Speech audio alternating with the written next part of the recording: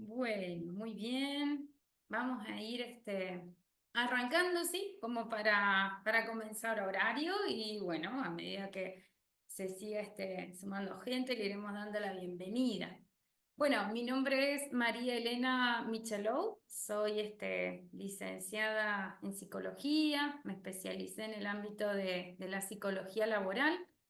Y actualmente me desempeño en el ámbito bueno, de las organizaciones, prestando asesoría externa, sí, ya hace unos cuantos años me fui especializando en eso, y la docencia universitaria, así que colaboro en el ámbito de la Universidad Católica en la cátedra de Psicología Laboral, y desde allí, bueno, ya el año pasado con una propuesta de posgrado, es que bueno, hemos ido generando estos espacios para reflexionar y profundizar en la preparación de los alumnos y los interesados, el público en general, profesionales que se desempeñan dentro de las organizaciones para favorecer su desempeño y las herramientas que hoy en día los desafíos organizacionales nos van requiriendo.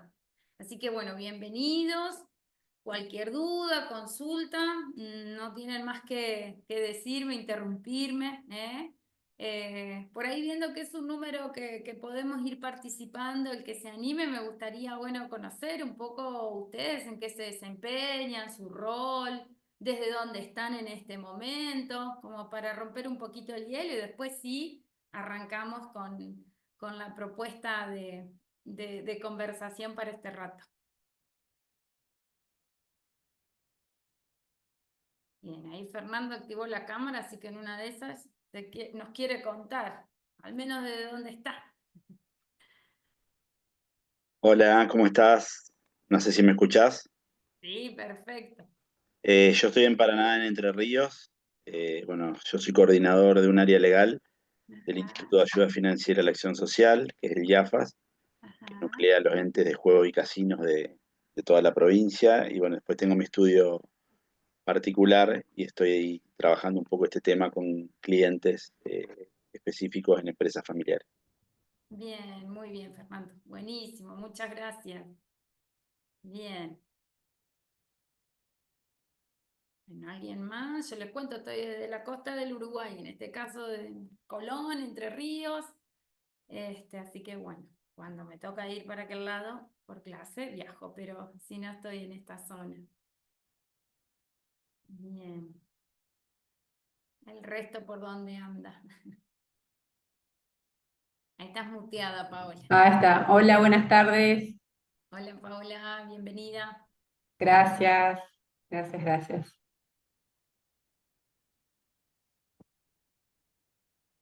Bueno, ¿alguien más se anima a contarnos, compartirnos un poco qué es lo que hace o qué los atrajo un poco a la idea de, bueno, de sumarse a este webinar, este, por ahí las inquietudes? Bueno, particularmente yo doy clases de Derecho Empresario y una de las unidades se dedica a la temática de la empresa familiar y su problemática y siempre aprovechamos a trabajarla en clases, diríamos, con todos los textos que tenemos y con todas las situaciones que se presentan eh, en una empresa familiar. Y particularmente también atiendo empresas familiares en mi estudio jurídico, yo soy abogada, así que por eso cuando vi la convocatoria me interesó participar.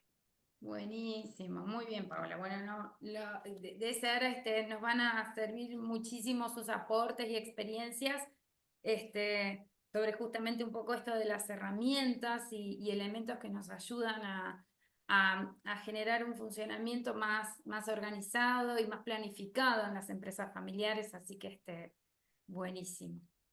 Bien. Por acá Mauro se presenta por el chat, nos cuenta que trabaja en el Poder Judicial, casos personales, abordando estas cuestiones desde el lado de mediador. Buenísimo. Muy bien. Bueno, como vemos, ¿sí? Cualquier cosa, si alguien más nos quiere ir contando, lo puede ir dejando en el chat como hicieron recién. Bueno, como vemos, las inquietudes, ¿sí?, por las que podemos llegar a profundizar o considerar como importante esta temática son muchísimas, ¿no? En el sentido de que, bueno, las empresas familiares en sí, de alguna manera, por el lugar que ocupan en nuestra sociedad, ¿sí?, y que revisten dentro de lo que es el ámbito de las organizaciones, tienen una gran representatividad, ¿sí? So, vamos a partir comprendiendo un poco esta importancia, ¿sí? Y justamente, bueno, los desafíos actuales y la forma en que el funcionamiento en sí de las distintas organizaciones, no solo las empresas familiares, nos llevan justamente bueno, a ir siempre como repensando o actualizando un poco los mecanismos, las herramientas, los modos de funcionar, ¿sí? Entonces, los objetivos para este rato, para profundizar, tienen que ver con comprender justamente la dinámica de las empresas familiares, su complejidad, los procesos a los que se ven expuestas las empresas familiares y desafíos actuales a afrontar, y algunas herramientas de intervención en estas organizaciones, ¿eh? Para eso entonces vamos a partir de comprender el escenario actual, por así decir, o los estudios más recientes que encontramos, y en general esto no hay muchísima variabilidad porque vemos que el origen de la mayoría de las organizaciones en términos con fines de lucro o empresarial, ¿sí?, en general reviste y las empresas familiares tienen un lugar y un porcentaje muy elevado, ¿sí? Luego vemos que con el tiempo esa modalidad de organización o de funcionamiento o de estructuración se puede ir redefiniendo, se va redefiniendo a lo largo del tiempo por alguna de las cuestiones que vamos a analizar justamente, pero vemos que en Argentina 3 de cada 4 empresas son empresas familiares, ¿eh? Generan el 70% de los puestos de trabajo de la actividad privada y un 95% del volumen de comercialización, ¿sí? Estos estudios o valores, bueno, están nucleados en varios espacios. Uno de los lugares que más genera repositorio por ahí, material, documentación, reportes e investigación en sí, es el Instituto Argentino de la Empresa Familiar, IADEF es la sigla. Bueno, que nuclea justamente a distintos profesionales y figuras que tengan que ver con aportar y profundizar en el estudio y la estructuración de las empresas familiares, ¿eh? Entonces, desde ahí que se van siempre extendiendo, bueno, estos reportes, ¿eh? En este sentido, vemos que las empresas familiares tienen un alto nivel de integridad y de valores, ¿sí? Porque de alguna manera su surgimiento, su fundación, que nace de la cristalización de los intereses de su fundador, justamente, que lo busca materializar en la realidad concreta, de alguna manera esa pasión, ese interés que lo mueve a darle vida a ese proyecto, se ve plasmado justamente en esa empresa familiar que logra fundar y desde la cual busca moverla y darle vida y sostenerla a lo largo del tiempo. También generan un alto nivel de responsabilidad social, generando, diríamos, buscando como conciliar o lograr un equilibrio entre lo que es la vida familiar y laboral. Garantizan la transmisión de conocimientos especializados, competencias, en el sentido de que quienes se involucran en ese proyecto, ¿sí?, de empresa familiar, los familiares, por así decir, que participan en su dinámica, de alguna manera se van volviendo como especialistas, ¿no? Nosotros si nos remontamos, y más aquí en Entre Ríos, que nos caracteriza una fuerte funcionamiento social y cultural con base migratoria, vemos que nuestras familias, ¿sí?, en sus orígenes, en su pasado, diríamos, de funcionamiento, y más en el ámbito de las colonias, en el ámbito rural, el campo, bueno, la organización que se llevaba a cabo para llevar adelante un proceso productivo reviste o tiene la dinámica de una empresa familiar, ¿no? Donde cada uno tiene un rol, una función, un saber, y esto se va transmitiendo a lo largo de los años, ¿no? Quienes por ahí tenemos o tuvimos la oportunidad de venir de un ámbito, de una ciudad más del interior, como decimos aquí, vemos eso y de hecho, por ejemplo, vemos cómo se identifica con la indumentaria, la vestimenta, y ya desde muy pequeños se van trasladando esos conocimientos y especialidades que los caracterizan. Y esto hace a la cohesión social y al sostenimiento de aspectos culturales, ¿no? Entonces, para definir bueno, hay muchas formas de definir qué es una empresa familiar, pero básicamente quienes son los propietarios, o yo me voy a detener solo en esta perspectiva, ¿sí? Dice que los propietarios tienen como el propósito, el interés de dar continuidad a su proyecto o a su empresa familiar desde estos tres o algunos de estos tres aspectos, ¿no? A través de las generaciones. Un aspecto puede ser en términos de la propiedad, entonces hablamos de la empresa de capital familiar, darle continuidad en lo que sería la dirección, ¿sí? La dirección familiar, es decir, que quienes dirijan y lleven adelante ese proyecto de empresa familiar esté en manos de quienes forman parte de esa familia, o en términos de la gestión operativa, ¿no? El trabajo, la labor en sí concretamente.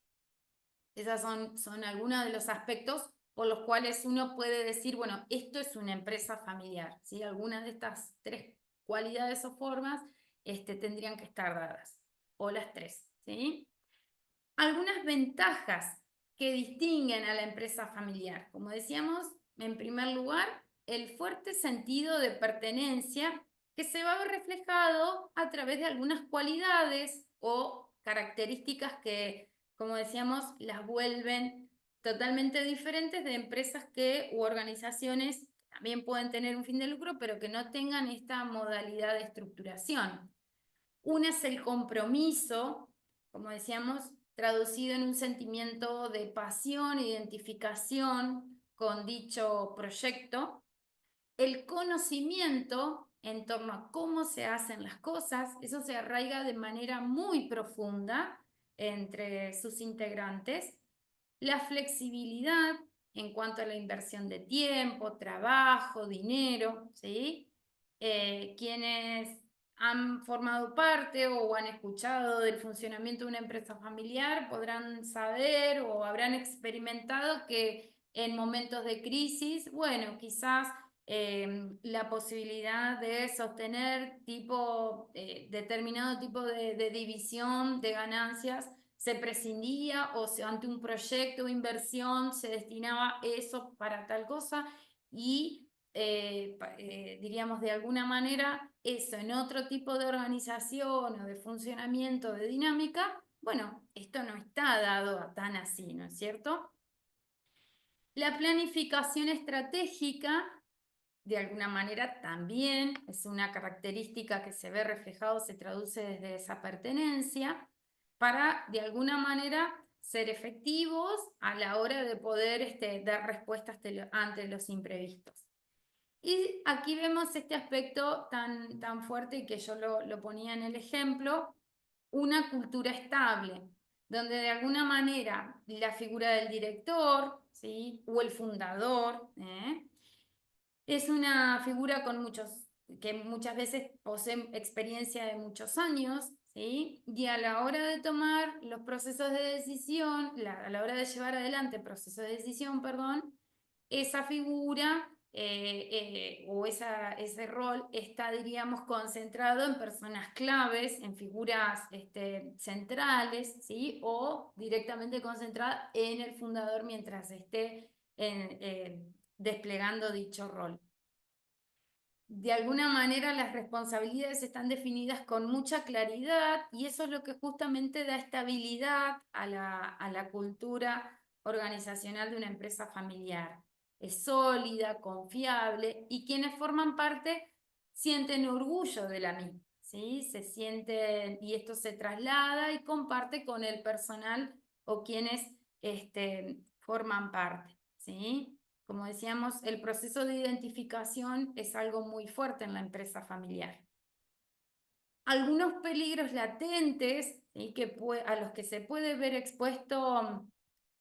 verse expuesta a una empresa familiar, pero no tenemos que quedarnos con una mirada negativa de estos peligros, porque justamente al mismo tiempo son una oportunidad de aprendizaje, son un desafío o tensión hacia un crecimiento, ¿sí? Ahora cuando los describa, podremos darnos cuenta que no hay que pensarlo a esto como algo negativo, sino que el título, la idea de llamarle peligro, tiene que ver con justamente que la planificación o la posibilidad de encontrar herramientas para sortearlos o dar respuesta a estos procesos es justamente la posibilidad del desafío hacia el crecimiento o el peligro de quedar extralimitada esa situación o desaparecer o tener que redefinirse su forma de estructuración, ¿sí? Entonces, dentro de estos peligros vamos a ver la rigidez, ¿sí? Como decíamos, la cultura es tan estable, los roles están tan definidos, la figura del fundador es tan importante, los valores que se arraigan, que de alguna manera todo esto puede llegar a rigidizar de una manera algo, diríamos, limitante la forma de funcionar o el comportamiento dentro de esa empresa familiar, que puede estar limitada por la tradición o impedir el cambio, ¿no? El cambio muchas veces puede ser visto, como digo ahí en términos en paréntesis, como sinónimo de desorganización, ¿sí? Pero si lo pensamos un poquito, nos detenemos ahí, vemos que el cambio es algo inherente a la vida en sí misma, al devenir de una organización, ¿sí? Al devenir de cualquier empresa. Entonces, no podemos vernos, diríamos, no podemos estar exceptuados del cambio, de la posibilidad de llevar adelante un proceso de cambio, porque hay cambios que muchas veces son impuestos desde afuera por los cambios en las condiciones, el entorno, ¿eh? Entonces, siempre hay una tensión constante con el cambio y es siempre una oportunidad de crecimiento. También otro peligro latente son los desafíos comerciales, ¿no? Y como decíamos, cualquier organización, cualquier empresa, de alguna manera que tiene una finalidad, que es justamente una función de obtener divisas, de lograr una finalidad económica, ¿sí? De crecimiento, de expansión. Entonces, los desafíos comerciales, los cambios, las reglas, las necesidades de los consumidores, lo que sea o a lo que se oriente esa empresa, bueno, siempre habrá desafíos, pero de alguna manera, como decíamos, frente a esta forma de organización, bueno, estos desafíos se pueden tornar un peligro en la medida en que cueste o no se atienda a estos aspectos, ¿no? Por ejemplo, la modernización, perdón, de las prácticas, ¿sí? El manejo de las transiciones que se pueden dar entre una generación y otra y el incremento del capital. Y por último, la sucesión, ¿sí? El paso de una generación a otra y el cambio de liderazgo que esto puede implicar dentro de una empresa familiar es un proceso que habitualmente se transita con dificultades, ¿sí? En la medida que, como cualquier cambio, como veníamos diciendo, supone a veces una crisis, pero al mismo tiempo es una oportunidad de desarrollo, de crecimiento y en definitiva de aprendizaje. Entonces, en la medida que este cambio lo podamos de alguna manera planificar, darle un marco, ¿sí? Bueno, veremos que la empresa familiar podrá trascender de una generación a otra sin mayores complejidades o riesgos, ¿sí? Bien. Y aquí vamos a ver un gráfico, ¿sí? de estos autores, Taglieri y Davis, que hablan de justamente a través de esta representación en círculos de la empresa familiar, para definir o describir su complejidad, ¿no? Y esto al mismo tiempo desde el lado de la asesoría o del acompañamiento, como algunos de ustedes al presentarse contaban hacia las empresas familiares, ya puede ser a veces una forma de hacer un mapeo, ¿no? Entonces, estos autores a través de estos círculos nos representan que la empresa familiar se inscribe justamente desde estos tres sistemas, ¿no? El sistema empresa, el sistema familiar y propiedad. Y desde ahí podemos mapear, ubicar los diferentes actores que conforman dicha empresa familiar, ¿no? Entonces, en tal sentido, vamos a ver que es es una herramienta de utilidad para comprender y analizar la dinámica de una empresa familiar. Y a diferencia de otras formas de organización, una empresa que no sea familiar, vamos a quedarnos solo con estos dos círculos o subsistemas, ¿no? El subsistema empresa y propiedad. Aquí se incorpora a esta dinámica el subsistema familia, donde justamente se vuelve más compleja esa lectura. Lo importante es poder guardar un equilibrio entre cada subsistema y cada uno puede identificar dónde se ubica, ¿no? Porque de alguna manera podemos ser miembros de la familia, pero no tener propiedad, ¿sí? O ser miembro de la familia que trabaja dentro de esa empresa familiar, pero no tener propiedad, no tener acciones, ¿sí? O tener acciones, pero no trabajar dentro de la empresa, o ser miembro de la familia, pero tener propiedad, pero no involucrarse directamente en la empresa, ¿sí? Entonces, esa es la importancia de poder que cada uno de los actores puedan hacer esta lectura y comprender para justamente que su desempeño, su desenvolvimiento y el vínculo que logre aquí con cada uno de estos subsistemas sea de alguna manera acorde a dicho lugar, ¿sí? Hasta ahí se va entendiendo. ¿Una duda, consulta?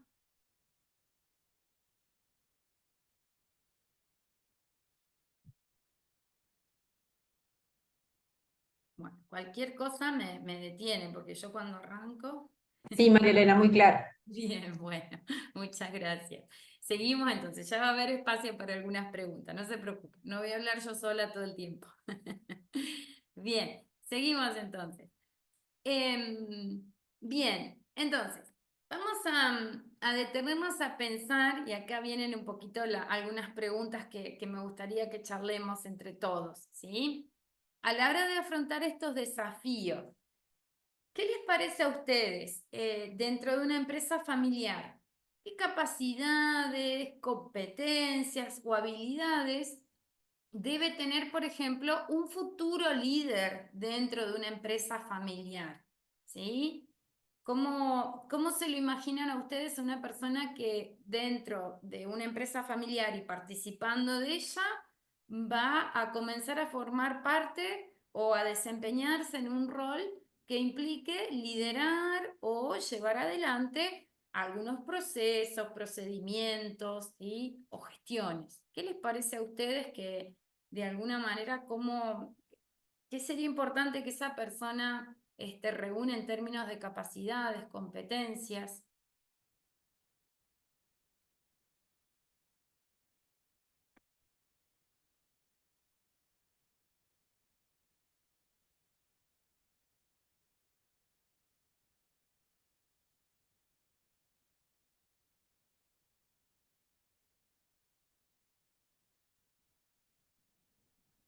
Yo por las dos voy a mirar el chat.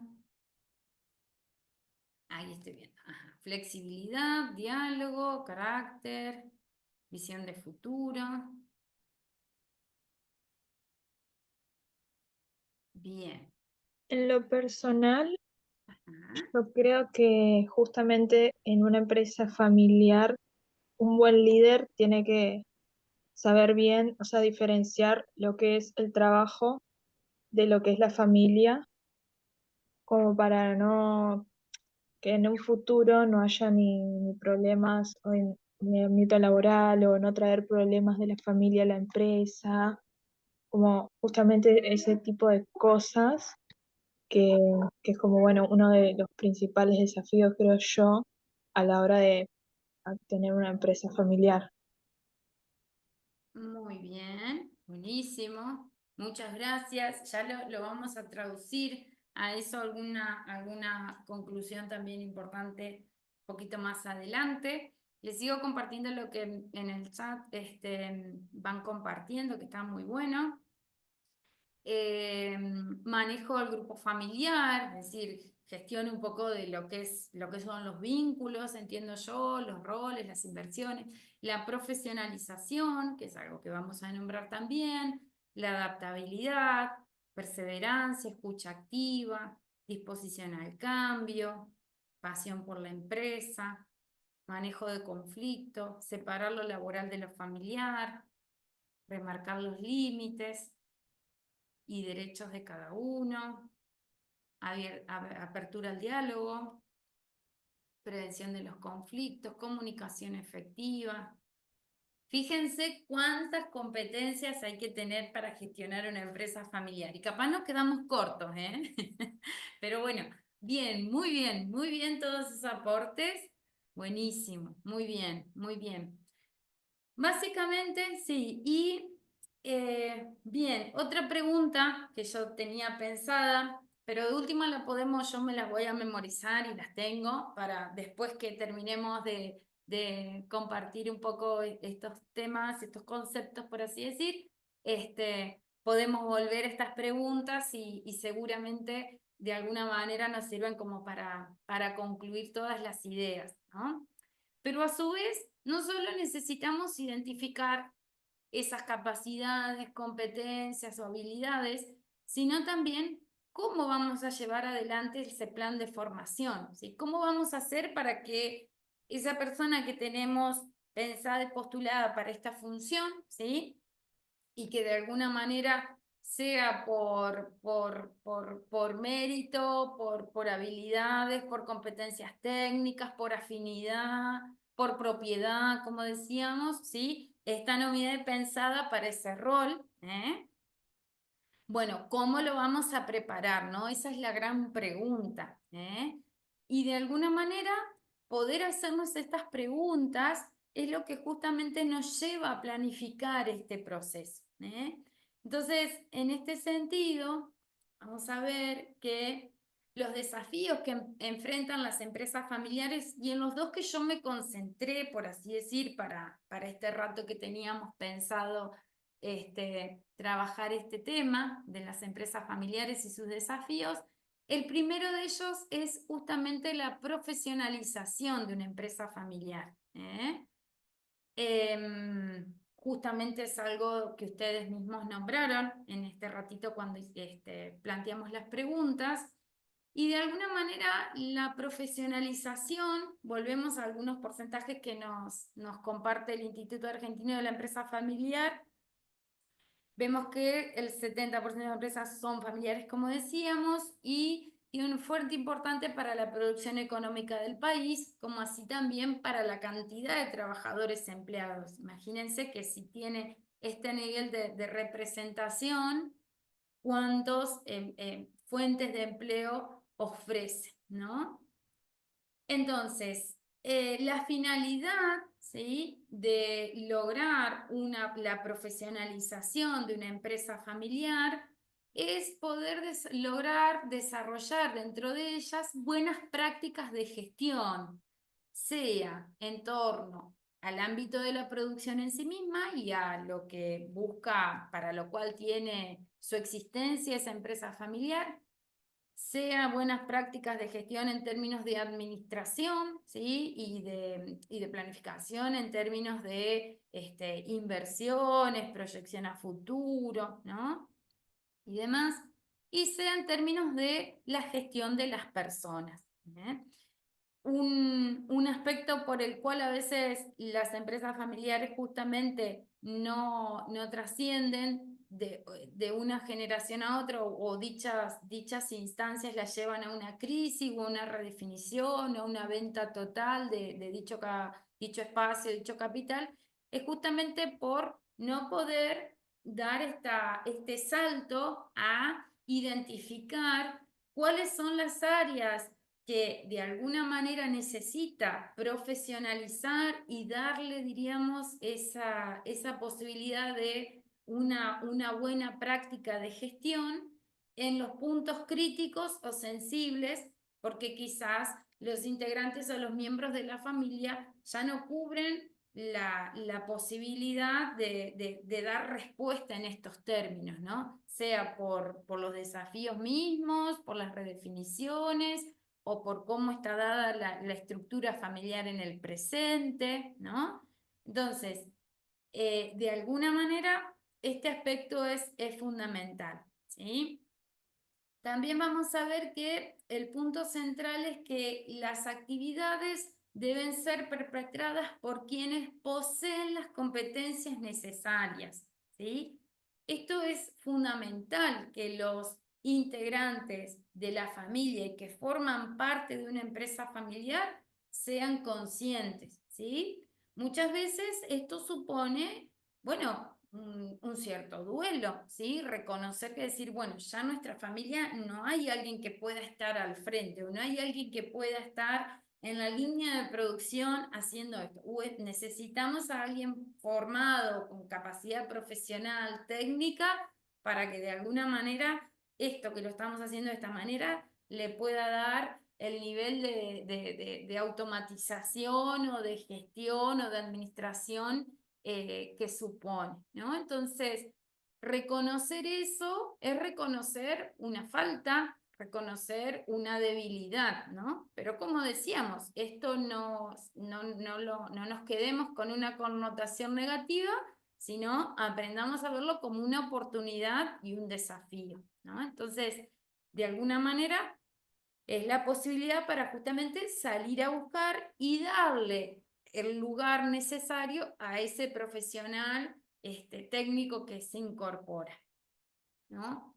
Entonces, aquí vamos a ver que el dilema va a estar justamente en poder definir qué es necesario cambiar y qué no, ¿no? Entonces, para eso se necesita reflexión, comprensión de la situación, de las amenazas, de la situación real de esa empresa familiar y de esa estructura que está dada, y de alguna manera desde ahí arribar a la decisión justamente de poder identificar, bueno, dónde está la posibilidad o en qué nos concentramos, ¿no? Y qué definimos que es necesario cambiar para después generar justamente un proceso, planificarlo, ponerle tiempo, plazos, formas de evaluarlo, costos, ¿eh?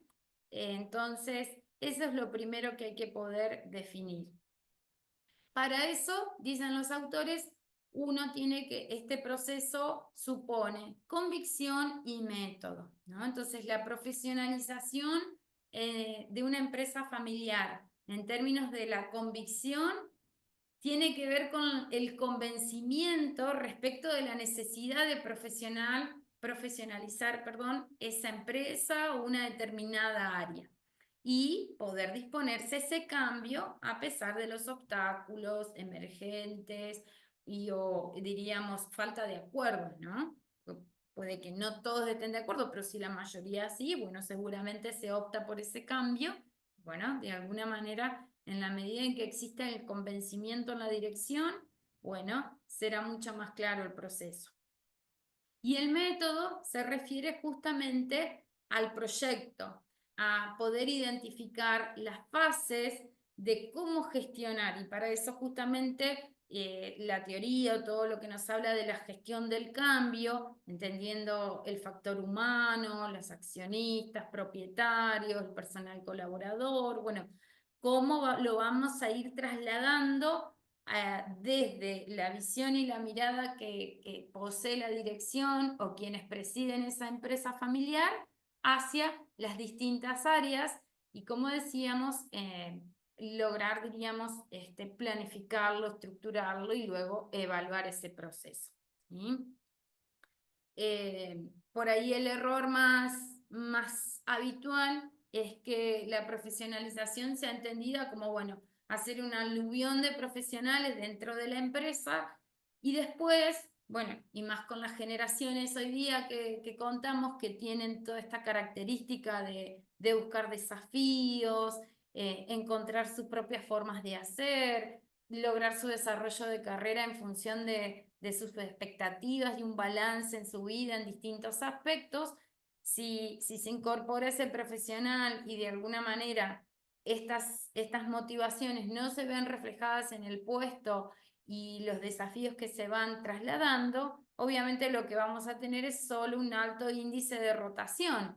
Y quienes presiden la organización, la empresa familiar, lo único que van a hacer es avalar la mirada y decir, ¿para qué trajimos si al final es lo mismo, se van, les gusta, no hay nadie que le guste trabajar? O caemos en esas frases que lamentablemente lo único que hacen es rigidizarnos más en la comprensión de la situación y no en la posibilidad de encontrar soluciones o alternativas, ¿sí? Bien, el segundo aspecto, ¿sí?, o desafío que enfrentan las empresas familiares tiene que ver con la planificación de la sucesión, ¿sí?, de una empresa familiar. Esto justamente es el puntapié o lo que podríamos decir como el talón de Aquiles, ¿no? Cuando en una empresa familiar la generación que está al frente de la gestión, de los procesos de toma de decisión, en los roles, diríamos, claves, de alguna manera comienzan a entrar en su etapa de retiro o por distintas circunstancias de la vida, no se involucran o no quieren involucrarse más en el proyecto o no participan activamente. Bueno, y se necesita generar este espacio de planificación. Vieron que en la vida misma, más allá de que sea una empresa o no, a veces la palabra sucesión, y bueno, tenemos dentro del público asistente ya quienes se presentaron nos contaban que vienen del ámbito jurídico, legal. Cuando llegamos a una instancia de sucesión en la vida es porque ya antes hubo o se presupone o tradicionalmente hay una falta, una pérdida, ¿no? Pero básicamente es una palabra que tiene a veces una connotación un poco negativa, si se quiere, ¿no? No pensamos la sucesión como algo agradable, lindo, ¿no? Nadie te cuenta que inició la sucesión y te lo cuenta con una sonrisa. Me parece que son temas que ya de por sí la palabra está cargada de una connotación, ¿no?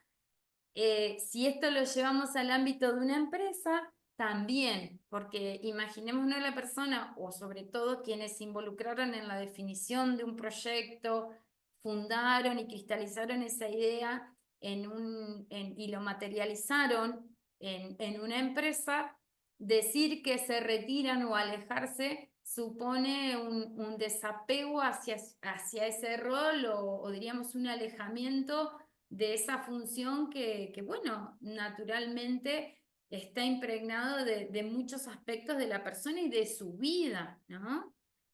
Si nos ponemos a leer las historias de las empresas familiares, tienen esa riqueza de avatares y sucesos a veces muy, muy críticos, muy difíciles, los cuales fueron perseverando y perseverando para salir adelante y superarse y lograr que la empresa se supere también, ¿no? Entonces, eso hace que sea tan fuerte la ligazón y el vínculo entre quienes forman parte de una empresa familiar y los roles que allí desempeñan. Entonces, planificar la sucesión de una empresa familiar. Vamos a ver, volviendo a estos porcentajes que nos presenta este instituto, el 46% de las empresas familiares argentinas se encuentran en la primera generación, ¿sí? El 50% de las mismas no posee un plan de sucesión adecuado que se ajuste a las necesidades familiares. Y también, esto más allá de Argentina, pero ya está sumamente estudiado y lo podemos ver ya hace muchos años y es un porcentaje que creo que va en alza. Bueno, el traslado de una generación a otra, ese porcentaje va siendo cada vez menor, ¿no? Que las empresas ya hacia la tercera generación, ¿sí? Es el momento donde tienden a cambiar en su definición y pasar a ser otro tipo de organización o de conformación, ¿no? Con otro tipo de estructura esa organización, se vende o se hace otro tipo de estructura, o bueno, puede prosperar, pero son las que menos trascienden, ¿no? Estos porcentajes. Hoy día también, no lo dije al comienzo, pero también yo creo que la gran crisis, entre comillas, de nuestras empresas familiares es que también hemos comenzado a hablar mucho de los emprendimientos personales, ¿no? El emprendedor, ¿no? Como una figura única, ¿no? Quizás porque, bueno, la familia en sí como organización, como estructura, como sistema en nuestra sociedad hoy día también ha sufrido y posee una configuración muy diferente a la de otros tiempos. Entonces, de alguna manera también este concepto es como que requiere o sufre hoy otras connotaciones, ¿no? Asimismo, hablar de sucesión en la empresa familiar nos lleva a darnos cuenta de que si no logramos un adecuado plan de sucesión, se va a condicionar el desarrollo de esa empresa, ¿sí? Y se peligra obviamente la continuidad de esas empresas familiares en el tiempo. ¿Qué obstáculos concretos pueden aparecer en este proceso? A ver, ¿qué les parece a ustedes que puede obstaculizar la posibilidad de planificar la sucesión en una empresa familiar? A ver, ¿se animan a ir respondiendo un poco en lo que ya hemos visto?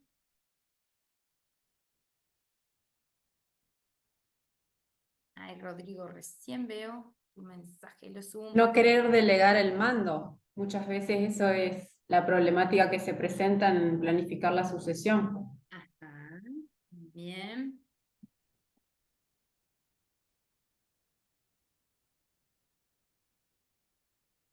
Bien. También es muy difícil para los familiares plantear, o quienes quieren tomar, diríamos, el mando o empezar a intervenir, también les resulta muy difícil plantearlo en esa empresa familiar cuando generalmente está la toma de decisión en una persona concreta, ¿no?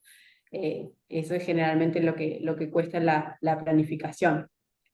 Ajá, Puede haber otros factores, claro. perfecto. Bien. Se entra como una cuestión de intereses, ¿no? Que se entremezcla justamente lo vincular, como dicen ustedes muy bien, no saber a quién poner en el mando, sino no haber clara visión, ¿no? Bueno, Interesante. eso también, claro, no, considerar que no hay nadie capacitado, diríamos, para esa toma de mando, eso también obstaculiza. Bueno, son varios factores que se van presentando siempre según la familia, hablando, diríamos, desde mi punto de vista, desde la parte profesional, a quien uno asesora, ¿no? Entonces, depende la familia, depende la problemática que presentan, pero algunas de esas son los problemas para tratar de afrontar esto. Entonces se delega, se trata de ir resolviendo lo cotidiano y la planificación se demora o se posterga hasta que muchas veces los toma desprevenidos y nos encontramos con que no tenemos quien continúe la gestión de la empresa. Exacto, exacto. Como decíamos hoy, fíjense que hablábamos, bueno, están hablando también ahí de la delegación, ¿sí? Confiar, aceptar en otra persona, ¿sí? También dicen en el chat, muy bien. Y como decíamos, como los roles están tan definidos y una estructura a veces que se vuelve tan rígida y los espacios y las funciones, que eso es lo que da mucha seguridad y estabilidad dentro de la empresa familiar. Cada uno hace lo que tiene que hacer, que de alguna manera los procesos de toma de decisión se estructuran y la estructura en sí es muy simple muchas veces, ¿sí? No hay grandes estamentos diríamos en términos de liderazgo, de gestión, ¿sí? Entonces, como decíamos, las decisiones están concentradas en la figura que tiene mayor poder, mayor decisión, o el fundador si es que está, o quien toma o preside la empresa. Entonces, la falta justamente de participación en los procesos de delegación, de alguna manera, quita al resto de los participantes muchas veces de información, ¿sí? De posibilidades de entender los puntos críticos, ¿sí? De esa empresa, ¿sí? O de ese negocio, o de esa forma de organizarse, ¿no? Muy bien. Bien, ¿qué vamos a ver entonces como obstáculos? ¿Sí? Acá vamos a ver algo, fíjense lo que estaban diciendo. Primero, lo primero que aparece, que el fundador ejerza el control absoluto y no esté dispuesto a ceder, ¿no? No hay que verlo esto como una cuestión de egoísmo, sino como decíamos, es como que si el fundador es quien le dio vida y logró de alguna manera cristalizar aquello que pensaba y soñaba y lo materializó en su empresa familiar, obviamente que poder, diríamos, esto supone un desapego en términos, diríamos, psicológicos muy fuertes y supone un nivel de madurez no solo mental, sino también emocional, de entender que quizás su fuerza, sus capacidades técnicas, sus herramientas y de conocimiento en términos, no sé, tecnológicos, administrativos, de gestión, bueno, son tan diferentes a lo que se necesita hoy día que, bueno, puede dar un paso al costado o ceder en aquello que necesita, ¿no? Pero esto es uno de los primeros obstáculos.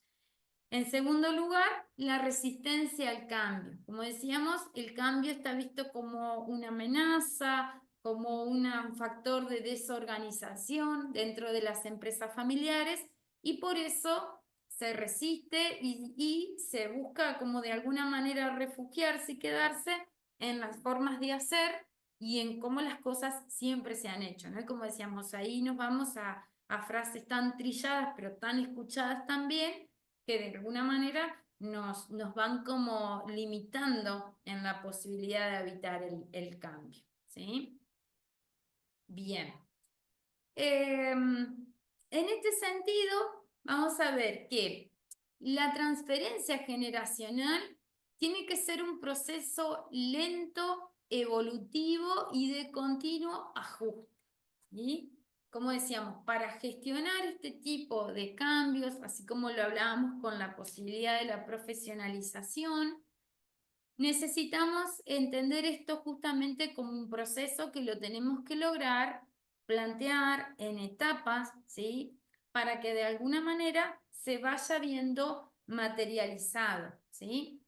Porque de alguna manera todos los procesos de cambio, ¿sí? Y en la vida misma, si nosotros tomamos nuestra vida personal como ejemplo nomás, nos vamos a dar cuenta que todos los procesos de cambio que vivimos, más allá, no sé, de la infancia a la adolescencia o de estar soltero a formar una familia, de no sé, lo que sea, ¿sí? Ponerme el desafío de construir la casa propia. Bueno, cualquier proceso de cambio que vivo en la propia vida, la posibilidad de planificarlo en etapas y vivirlo en esas etapas, lo que a mí me lleva en definitiva, una vez que transité ese proceso, es a un aprendizaje, ¿sí? Eso es lo que a mí más me llama la atención de unir el proceso de cambio a lo que psicológicamente nos sucede a los seres humanos, ¿no? Y en los espacios en los que nos insertamos. Que todo proceso de cambio siempre en el trasfondo supone un aprendizaje, ¿no? ¿Por qué? Porque aprendizaje supone la posibilidad de cambiar una forma de actuar, ¿no? Cuando uno aprende algo, cambia su comportamiento y pasa a comportarse de otra manera, ¿no? Entonces, de alguna manera, ligar el cambio y planificarlo supone entonces darnos la posibilidad de aprender nuevas formas de hacer y en este caso nuevas formas de estructurarnos como empresa, ¿eh? Entonces, es un ajuste continuo que supone evolución, crecimiento, ¿sí? Para esto entonces vamos a tender a hablar en estos términos. Tenemos que tratar que la empresa familiar logre de alguna manera, bueno, planificación, como decíamos, ¿sí? Diálogo, mucho diálogo se necesita para que en ese poner en palabras, para que en ese espacio, quienes, bueno, son parte de esta familia y forman parte de este proyecto, que es la empresa, puedan encontrar los canales necesarios para construir, bueno, nuevos objetivos o diseñar este proceso de sucesión. La confianza y la participación, ¿sí? Fíjense que son cualidades que en cualquier ámbito relacional necesitamos tenerlas, ¿no? O sea, en el trabajo, en la pareja, la familia, ¿sí? Con las amistades, pero bueno, cuanto más cuando se trata o entra el aspecto sensible bueno, de lo económico o lo redituable, ¿no? Entonces, es importante poder entender desde ahí. Y, bien, eso sería. En tercer lugar, vamos a ver ahora, o entendiendo estos dos desafíos, ¿sí? La profesionalización y la planificación de la sucesión dentro de una empresa familiar para ir trascendiendo de una generación a otra el proyecto de empresa familiar y su rediseño cuando es necesario. Hay un instrumento, ¿sí? Que es muy válido y por eso decíamos, bueno, frente a estas cuestiones, una forma de quizás ver, plasmar y organizar y gestionar estos procesos de cambio o desafíos también a los que las empresas familiares se ven expuestos, es el protocolo familiar, ¿sí? Es una forma o es una herramienta muy concreta para dar respuesta a estos desafíos, ¿sí?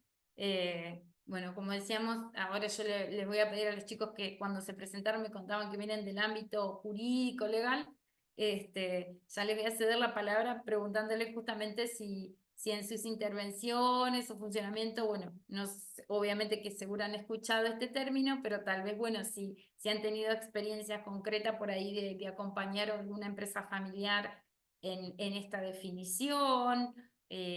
Bueno, de alguna manera es algo que es un instrumento muy válido, ¿sí? Bien. A ver, acá encuentro justo otra pregunta en el chat, pero bueno, ya antes yo tiré la otra. Ya vemos lo tuyo, Mauro.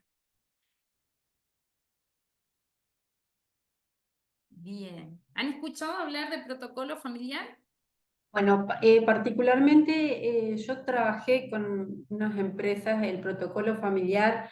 Es muy difícil plantearlo y llevarlo adelante, generalmente parte de un conflicto muchas veces y si se soluciona y se logra avanzar, generalmente es cuando uno toma la posibilidad de poder comenzar a trabajar este protocolo, que como es solamente un acuerdo, a veces tratamos de ver cómo darle algún fundamento legal para, si llega a volverse a presentar la misma problemática que generó un conflicto, lo puedan respetar, o sea, lo puedan respetar todos los que los han suscrito.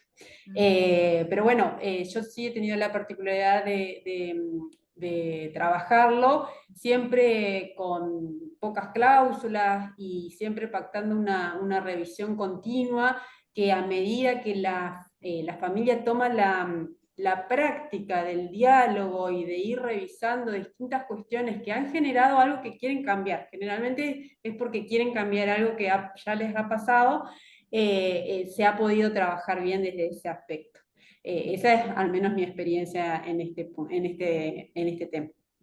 Muy bien, buenísimo, Paula, muchas gracias. Muy Por bueno favor. tu aporte. Muy bien. Bien.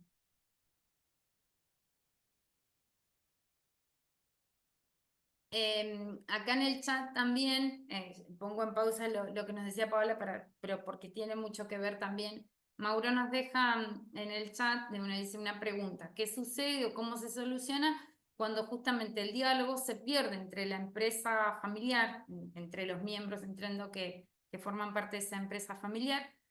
¿Cómo se podría abordar un conflicto semejante? ¿Sí?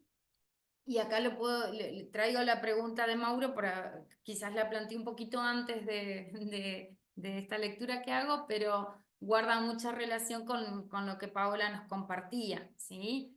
En el sentido de que, bueno, esto es una herramienta, ¿sí? Justamente para dar respuesta a los desafíos y o, como decía Paola también, frente a algunos conflictos o situaciones que fueron surgiendo dentro de la empresa familiar, ¿no? Brinda como un marco de referencia, pero no va a solucionar todo, obviamente. Y mucho menos si pensamos este instrumento como algo estático, ¿no? Eso en primer lugar. Otra cuestión, Mauro, que yo diría para sumar a tu pregunta, es el hecho que eh, es importante que los integrantes de la familia, no solo teniendo claridad en el alcance de su función, de la responsabilidad que tienen, del alcance de poder de decisión que tienen, justamente sea por la inversión o acciones que tienen, sí, eso varía muchísimo si está ligado o no, pero en general sí. Muchas veces la posibilidad de poder tomar determinadas decisiones está en función de la capacidad accionaria que se tiene, ¿no es cierto? Pero más allá de eso, yo creo que lo importante es justamente la madurez emocional que se tiene, ¿no? Como persona en este caso, cada uno de los integrantes de esa familia, ¿no? Y cómo desde esa madurez emocional puede descodificar, entender, bueno, no solo la realidad de esa empresa familiar, sino también dónde está posicionado cada uno de sus integrantes y dónde está también él o ella misma posicionada, ¿no? Entonces, desde ahí que justamente ese es el mayor desafío y la posibilidad de justamente trascender estos conflictos no va a venir dada solamente por estas herramientas como técnicas que existen y que son muy válidas y funcionales, ¿sí? Que son un gran aporte, sino también porque, bueno, todo esto toma significado justamente si en la base existe un poco esto, ¿no? A ver, me parece que en el caso que plantea Mauro, el rol del asesor o abogado que elabora el protocolo es fundamental.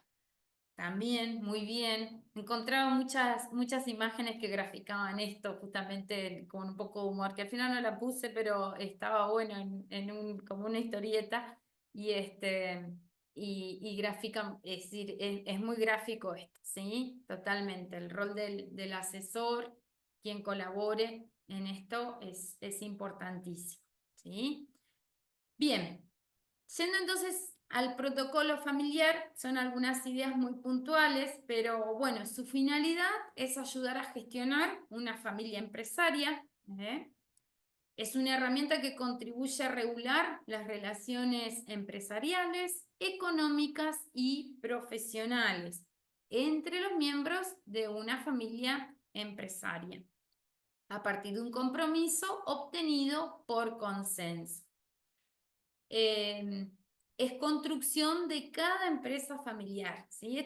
Estas son como, diríamos, máximas, ¿eh? Es decir, cada empresa familiar y cada familia que conforma una empresa familiar tiene que sentarse como a redactar o ver de qué manera escribir su propio protocolo, ¿no? Y como nos decía Paola, muchas veces esto es producto de poder encontrar o dar aquí un cierto marco u orden a procesos que quizás en otras instancias fueron un conflicto, una crisis o una dificultad para esa empresa.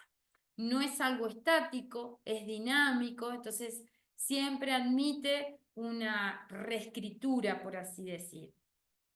¿Qué ventajas ofrece una empresa familiar, les parece a ustedes, contar con un protocolo familiar? A ver, un poco de todo lo que hemos charlado, lo que nos han compartido ustedes como participantes en este rato, o de la idea que se hacen a partir de estas nociones que surgen.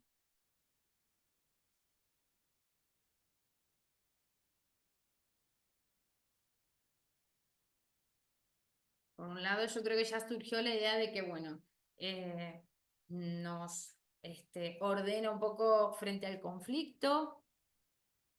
¿Qué otra ventaja podría tener contar con un protocolo?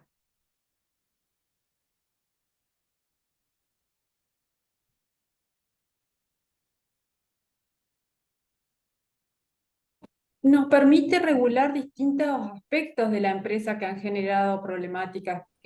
Podría ser el tema del trabajo de familiares en la empresa o establecer mecanismos, diríamos, para el diálogo. Por ejemplo, ¿quién estaría a cargo de afrontar la mediación en un conflicto o tratar de establecer, por ejemplo, la periodicidad en charlar estos distintos, charlar, dialogar, debatir y ver cómo encontrarle una solución a conflictos que cuando tenemos una empresa familiar se van generando y se van acrecentando, diríamos, por la particularidad de tener la familia dentro de la empresa. Entonces, es muy importante dejar eso establecido dentro del mismo protocolo al cual todos suscribimos, o sea, suscriben los miembros de esa empresa familiar y se obligan, diríamos, a llevarlo adelante y trabajarlo desde ese punto de vista. Hay un montón de aspectos para regular desde el protocolo familiar. Se me ocurren estos que a veces son los que generan los distintos conflictos en la empresa. Perfecto, muy bien, muy bien. Acá en el chat van surgiendo muchísimos aportes también. Bueno, una es que da un límite entre la familia y el trabajo, dejar por sentado cuestiones importantes y que acuerdan todos los miembros, y eso da seguridad. Prevenir conflictos y evitar, diríamos, judicializar algunas cuestiones a futuro. Bueno, qué capacidades, competencias tendrían que tener quienes comienzan a ingresar o integrarse a la empresa familiar, cuando hay varios hermanos y sus hijos, un marco de trabajo, y evitar que lo laboral se convierta en un conflicto. Espina dorsal de la empresa, mantiene el equilibrio de todo sentido, el crecimiento, incorporación de nuevos miembros, mantener la ética. Muy bien. Perfecto. Muy buenos los aportes. Bien. Entonces, en general el protocolo, entonces, más allá de lo que venimos diciendo, es una herramienta, es algo dinámico, lo tiene que escribir cada familia, es una construcción de cada empresa familiar, es una reglamentación escrita, lo más completa y detallada posible, ¿no? Actúa como un marco para las relaciones entre la empresa y la familia. Fíjense cómo van a ir surgiendo los aportes mismos de ustedes, ¿eh? De alguna manera nos sirve de encuadre para poder como ordenar, ¿sí?, el funcionamiento de estos tres subsistemas que hablábamos al comienzo. Familia, empresa, ¿sí?, y propiedad. En tercer lugar, establece las reglas de administración, gobierno, prevención, resolución de conflictos. Garantiza la continuidad en la empresa, facilitando su gobierno y funcionamiento para las generaciones actuales y futuras, ¿sí? Esto es importante, ¿sí? De hecho, ustedes lo dijeron en el chat. Muchas veces el protocolo quizás lo pensamos en algo como el presente, como decíamos, como es algo dinámico y que se puede reescribiendo, pero diríamos, la mirada más adulta o madura, por así decir, a la hora de sentarse a escribir un protocolo familiar, de empresa familiar, es poder trascender el tiempo presente e irnos y proyectarnos hacia el futuro, ¿sí? ¿Por qué? Porque de alguna manera intentamos, desde la experiencia y el saber que construimos, desplegando la función y llevando adelante el proyecto y los desafíos que se fueron suscitando a lo largo del tiempo, tenemos obviamente la expertise y el conocimiento, ¿sí?, vivencial y técnico de cómo tendría que ser o darse esa continuidad, ¿no? Porque de alguna manera bueno, tenemos que como allanarles el camino, en el sentido de poder decir, bueno, ¿cómo tendría que ser ese proceso? ¿Cómo tendría que formarse? Que era una de las preguntas que decíamos hoy a la hora de introducir un nuevo líder a una empresa familiar, ¿no? Entonces, esto es como una responsabilidad muy difícil de llevar adelante, pero quienes están involucrados en el proyecto y forman parte de esa empresa familiar y son familia, tienen que pensar y escribir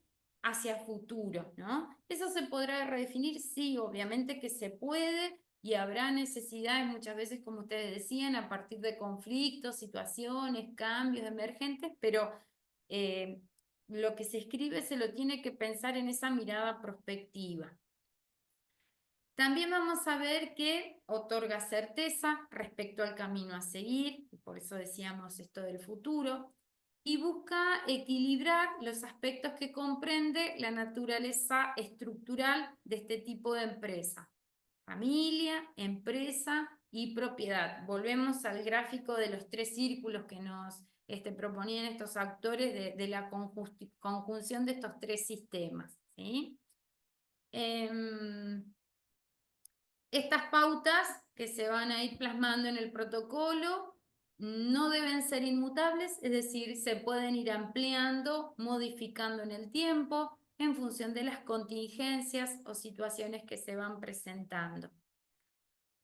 ¿Qué se puede incluir en su elaboración? ¿Sí? Aquí pongo algunos ejemplos, pero bueno, también ustedes pueden hacer su aporte a partir de la experiencia, estaría buenísimo, ¿sí? Pero algunos de los aspectos que en general las empresas familiares tienden a incluir, bueno, un código de conductas, normas de conducta, los conflictos de interés que pueden surgir, ¿sí? Dentro de esa empresa familiar, no sé, por ejemplo, bueno, quienes forman parte de esta empresa no van a poder tener un proyecto personal que vaya o compita, sea un competidor directo con lo que supone este proyecto y esta empresa familiar, por ejemplo, ¿no? Eso sería un conflicto de interés. Bien, en segundo lugar, el gobierno de la empresa familiar, cómo va a estar definido, cómo se va a estructurar el mismo. Régimen para el trabajo en la empresa, políticas de acceso, promoción, formación, ¿sí? Fíjense que aquí hay algo de lo que ustedes dijeron. También la propiedad de la empresa, bueno, cómo se concentra el paquete accionario, cómo se divide, cómo estar bueno, representado. La responsabilidad social empresaria, ¿sí? Otras normas o reglas que se quieran incluir, que la familia quiere incluir para favorecer el funcionamiento de la empresa, ¿sí? Bien, eso sería. ¿Algún otro aspecto que les parece importante a ustedes que se podría incluir o que en sus experiencias de ayudar o acompañar a las familias en la redacción de un protocolo hayan visto importante de incluirlos?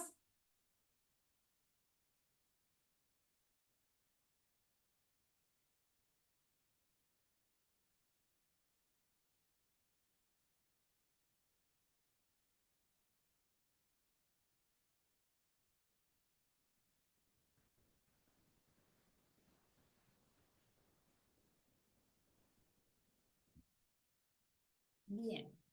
En general son un poco estos los aspectos, ¿no? Y como decíamos, ustedes también remarcaban en sus aportes hace un ratito, es que en general las empresas familiares para poder llegar a cristalizar un protocolo familiar, escribirlo, bueno, necesitan de alguna figura externa, ¿sí? No solo por el saber técnico que pueda requerir esto, ¿sí? Desde el marco legal, normativo, ¿sí? Sino también por la neutralidad que ello supone, ¿eh? De alguna manera esa persona, ese asesor, esa figura, va a ser como un vector a la hora de ir construyendo estas pautas y sobre todo generando consenso en cómo ir plasmando cada una de esas ideas y miradas con respecto a estos temas que son tan importantes, ¿sí? Entonces, Desde ahí que la figura del asesor, términos legales, bueno, es súper importante para darle el marco y sobre todo, bueno, que esto no quede solo en la idea o en unas palabras o en un primer intento de reunión o ideas y que después no se lleve a cabo o se termine, no sé, definiendo de una manera totalmente distinta a cómo se charló, se planteó inicialmente, sin tener todos la participación, ¿sí? Entonces, una figura externa, en general es importante que exista para que justamente, bueno, vaya ordenando, como dicen muy bien ustedes, sobre todo el diálogo y esta construcción, ¿sí? Bien. Acá Fernando nos dice que es importante determinar qué requisitos son necesarios para ocupar mandos altos, estudios universitarios, posgrados y cuáles para ejecutar mandos medios, para evitar conflictos entre los hijos de quienes quieren ingresar. Muy bien, muy bien. Por eso es importante, sí, como decíamos aquí en la presentación en esta anterior, la posibilidad de que de alguna manera el protocolo garantiza hacia futuro la continuidad de esa empresa familiar y generar, digamos, el funcionamiento de generaciones actuales y futuras. Es decir, de alguna manera parece como un ordenador del funcionamiento, de la estructura y de los vínculos en este ámbito de la empresa familiar. Justamente frente a estos procesos, como decíamos, de crisis o de cambios que son tan cruciales y tan estructurales dentro de una empresa familiar, bueno, de alguna manera le dan ese marco como estructurante.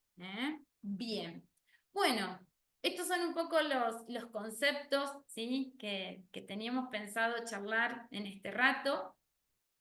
Y bueno, ahora viene una invitación, nada es casualidad en la vida, dicen, ¿no? Bueno, este rato, este webinar, lo planteamos o lo queríamos ofrecer justamente para dar a conocer un poco la propuesta de este curso de posgrado que desde la Universidad Católica Argentina, sede Paraná, diseñamos, también junto a la psicopedagoga Balbina Endelman Zapata. Ella es psicopedagoga y tiene un rol de gestión también dentro de la universidad, es docente. Hoy, bueno, no me pudo acompañar por una cuestión de salud, pero está en este proyecto de este curso de posgrado que está orientado a brindar herramientas en torno al ámbito de la gestión de las organizaciones, ¿sí? Para quienes se desempeñan dentro de ellas o brindan un rol de asesoría, acompañamiento, como ustedes por ahí me contaron que es lo que desarrollan, ¿sí? Justamente para comprender sus dinámicas y de alguna manera favorecer su desempeño, su desenvolvimiento, los equipos de trabajo, el desarrollo de carrera, bueno, estos temas que tienen que ver con todo este ámbito de las organizaciones, la psicología laboral. Y dentro de ello, bueno, estaba este tema de las empresas familiares y bueno, fue el que elegimos justamente como para dar este inicio y extender la propuesta y la invitación por si les interesaba, ¿sí? Así que bueno, espero que haya sido de su agrado este rato. Queda esta invitación. Cualquier cosa se pueden acercar. Bueno, aquí está el mail del área de posgrado, el número de contacto, las redes, ¿sí? Para poder realizar cualquier consulta así puntual, ¿sí? Es una propuesta que es totalmente virtual, con clases que se llaman sincrónicas o asincrónicas, es decir, que se pueden llevar, van a estar presentes como hicimos este rato, o a través del aula, así que se va organizando de esa manera. Bien. Voy a terminar de ver a quién está destinado. Ajá, la formación, como decía, es una propuesta que, si bien es cierto, está pensada dentro de lo que es, o muchos conceptos surgen dentro de lo que es el ámbito de la psicología laboral, organizacional, en realidad para quienes forman parte de las organizaciones o tienen este rol de asesoría, de acompañamiento, ¿sí? A las organizaciones, básicamente quienes se desempeñen o colaboren, vieron que hoy en día, sobre todo lo que es el área de recursos humanos, recibe el asesoramiento y acompañamiento de muchas áreas, ¿sí? Así como la psicología, bueno, la psicopedagogía, la administración, lo que es lo jurídico, lo normativo, ¿eh? Así que bueno. Bueno, ¿alguna duda, consulta? Creo que quedó un poco claro, ¿no? Bueno, muy bien. Bueno, entonces hemos llegado al final, ¿eh? Muchísimas gracias por su tiempo y participación. Y bueno, cualquier cosa. Muchas gracias, María Elena. Muy Sí. claro todo. Bueno, muchas gracias a ustedes por el tiempo. Que Listo, terminen hasta el luego. día. Adiós. Hasta luego. Chao, chao. Muchas gracias, nos vemos. Adiós.